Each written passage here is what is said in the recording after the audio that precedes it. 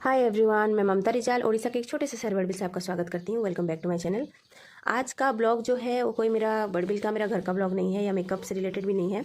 आज का ब्लॉग आपको देखने को मिल रहा होगा कि नेपाल का है, जो कि लास्ट ईयर मैं अपने कज़न की शादी में गई हुई थी नेपाल। तभी मुझे मनोकामना मंदिर भी जाना था। मेरे बच्चे के लिए मैंने एक मन्नत किया था जो पूरा हुआ था और मुझे उनके दर्शन करवाने थे लेके। पर मैंने सोचा मैं 2 ब्लॉग बनाऊँगी, एक तो अपनी सिस्टर की शादी का ब्लॉग और एक मनोकामना मंदिर का पूरा ट्रिप का ब्लॉग। पर मैंने सोचा कि पहले आपको मनोकामना माता जी का दर्शन कराया जाए, उसके बाद में हम लोग शादी एंजॉय कर लेंगे।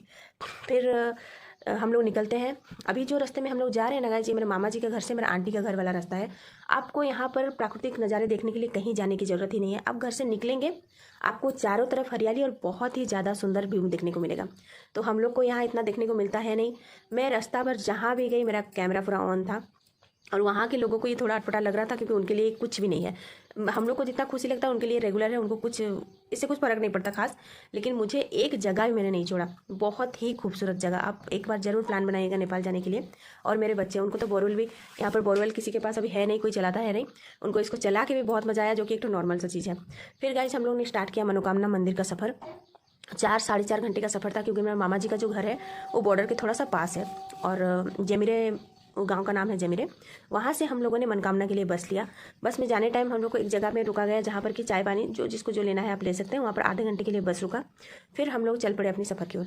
जाते जाते आपको बोर तो बिल्कुल नहीं लगने वाला। सिर्फ आप विंडो सीट खोल दीजिए, हवा। और हम लोग गए थे जून महीने में गए थे, तभी का ये वेदर जो है, पहाड़ में सिर्फ आपको बादल दिखेंगे और नीचे पूरा बड़ी बड़ी नदियाँ। इतना है कि वहाँ की ड्राइविंग बहुत ज़्यादा रफ़ है। हम लोग को थोड़ा डर लग रहा था, क्योंकि हम लोग का आदत ऐसा है नहीं। वहाँ का थोड़ा रफ़ तो नहीं बोलूँगी, बहुत ज़्यादा ही रफ़ था, आप देख भी सकते हैं। मैं आधे रास्ते पे आंख बंद करके भी गई हूँ, जहाँ पर मुझे बहुत ज़्यादा डर लगा है। तो चलिए गाइस, अभी बात करते हैं माता मनोकामना के बारे में। मनोकामना जैसे कि एक हिंदू मंदिर है, जिसमें देवी भगवती जी की पूजा की जाती है। और आप डायरेक्ट तो वहाँ पहुँच नहीं सकते, पहले आपको बस से जाना होता है।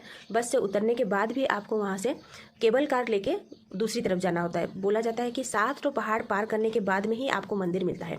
तो आजकल तो बहुत ज़्यादा सुविधा हो गया है कि केबल कार हो गया है, इसीलिए आदमी आराम से जा सकते हैं हम लोग। पर पहले जो था ना गाइज, 1998 में वहाँ पर केबल कार बनाया गया था। लेकिन उससे पहले जो भी माँ का दर्शन करने के लिए जाते थे, उनको बहुत मुश्किल का सामना करना पड़ता था। उसके बाद वो जाके माँ के दर्शन कर पाते थे। वहाँ बस से उतरने के बाद में उन लोग को 3 घंटे का ट्रैकिंग करना पड़ता था, उसके बाद ही उनको मंदिर का दर्शन होता था। पर अभी का एक चीज़ है कि आपको बहुत अच्छा है कि आपको वहाँ के पर पहुँचने के लिए सिर्फ 10 मिनट लगता है, और लगभग 2.5 किलोमीटर का रास्ता, क्योंकि पूरा केबल कार के जरिए आपको वहाँ पर पहुँचाया जाता है। और एक चीज़ बोल दूँगा, यहाँ पर रास्ता बहुत आपको चलना पड़ेगा, इसलिए आपके कपड़े और आपके सैंडल को बहुत नॉर्मल आप पहन के जाइए। क्योंकि इस साइड में आपको केबल कार के जो इस साइड होता है, वहाँ पर तो आपको पूरा रोड मिल जाएगा अच्छा। पर जब आप केबल कार से उतर के गाँव में एंट्री करेंगे, आपको बहुत ट्रैकिंग करना पड़ेगा। कम से कम आपको 2 किलोमीटर चलना पड़ेगा, उसके बाद ही आपको मनोकामना माता का दर्शन होगा। तो मनोकामना जैसे कि बोलते हैं, मंदिर का इतना मान्यता क्यों है? क्योंकि नाम ही उनका मनोकामना है। जो भी वहाँ पर कोई मन्नत करता है, उनका मन्नत जरूर पूरा होता है, इसीलिए उनको मनोकामना बोला जाता है। और मेरा भी कुछ मन्नत था मेरे बच्चे के लेकर, और सच बोलूँ तो गाइज मेरा मन्नत पूरा हुआ था। मैं उसी को पूरा करने के लिए स्पेशली मैं मनोकामना मंदिर गई थी। फिर आगे हम लोग का केबल कार में जाने की बारी। यहाँ का सिस्टम यह है कि जब हम लोग गए थे लास्ट ईयर, तो 700 अडल्ट और 600 पर चाइल्ड का था। हम लोग 4 जन गए थे। इसका वैलिडिटी 7 डेज तक रहता है गाइज। अगर आपको मनोकामना जाके उधर कुछ दिन टाइम स्पेंड करना है, जैसे कि वहाँ पर लॉज वगैरह आपको मिल जाएंगे, रास्ते रास्ते पे पूजा का दुकान, आप वहाँ से प्रसाद वगैरह ले सकते हैं। तो आपको अगर 7 डेज वहाँ पर रुकना है, आप रुक सकते हैं। फिर जब रिटर्न आना होगा तो आप उस टिकट को वहाँ पर अप्लाई करके आ सकते हैं, उसमें आपको कोई पैसे देने की ज़रूरत नहीं है। और जब वहाँ पर हम लोग पहुँचे, इतना सुंदर नज़ारा था। वहाँ पर पिजन्स होते हैं, शायद मैंने जैसे सुना कि वहाँ पर अगर मन्नत भी किया जाता है कि हम लोग जाके पिजन्स को उड़ाएंगे वहाँ पर। तो हम लोग का तो ऐसे कुछ मन्नत था नहीं, पर लोग वहाँ पर बहुत सारे पिजन्स उड़ा भी रहे थे। और मंदिर का लाइन, पहले तो मुझे लगा था कि अच्छे से दर्शन हो ही नहीं पाएगा। लगभग हम लोग को 2 घंटा लाइन में खड़ा रहना पड़ा। इतना भीड़ होता है गाइस वहाँ पर, इतना भीड़। लेकिन हाँ, एक तो लाइन से होता है, बहुत अच्छे सिस्टम से होता है। फिर हम लोग पहुंच गए मंदिर। मंदिर में जाने के बाद वहाँ पर तो कैमरा अलाउ नहीं था, मैं लेके जा नहीं पाई। पर मैंने जैसे सोचा था भीड़ को देख के, उससे पूरा ऑपोजिट हुआ। मैं बहुत अच्छे से दर्शन की, माँ के पूरा पास जाके मैं पूजा करके मैं बाहर आई। और आप देख सकते हैं कि यहाँ का मंदिर का ऊपर का जो गुंबज होता है वो पूरा अलग टाइप का है। और इतना हाइट पे मंदिर है ना गाइस, आप नीचे जब देखेंगे ना, आपको कुछ नहीं, कोहरा के सिवा आपको कुछ देखने को नहीं मिलेगा। फिर हम लोग थोड़ा इधर उधर घूमे। लेकिन मेरा मन था कि मैं रात को वहाँ पर रुकूँ और रात को रुकने के बाद संध्या आरती वगैरह देख के वो एरिया घूम के मैं जाऊँ। पर जैसे कि मैंने बोला कि मेरा ट्रिप सिर्फ 4 दिन का था। मेरा 1 दिन हल्दी, 1 दिन शादी, 1 दिन रिसेप्शन और 1 दिन मनोकामना, सिर्फ 4 दिन का मैंने प्लान करके मैं गई थी। लेकिन गाइस, अगर आप लोग कभी नेपाल का प्लान करते हैं ना, कम से कम आप 10 दिन का तो प्लान कीजिए, क्योंकि जाने में आपको 1.5 दिन जाता है और आने में मतलब 3 दिन आपका आने जाने में चला जाएगा। और उसके बाद जो बचा दिन आपको वहाँ पर घूमने के लिए बहुत अच्छी अच्छी जगह है, जैसे कि पोखरा हो गया, नारायण घाट हो गया। और ये तो मैं जो बता रही हूँ आपको मेरे मामा घर का तरफ से जाने से, क्योंकि उसका बॉर्डर भी अलग अलग है। फिर हो गया मेरे जाने का टाइम, जो कि मुझे बिल्कुल भी जाने का मन नहीं था। और एक चीज़ गाइज, मैंने खाने की बात आपसे शेयर नहीं की। वहाँ पर आप कभी भी अगर जाएंगे ना, आप थकाली थाली उसको आप ज़रूर ट्राई कीजिएगा, क्योंकि थकाली थाली हम लोगों ने वेज में लिया था। मतलब वो टेस्ट तो मैं आपको बता नहीं सकती, इतना सिंपल, जो कि प्राइस भी बहुत कम पड़ा था हम लोग को।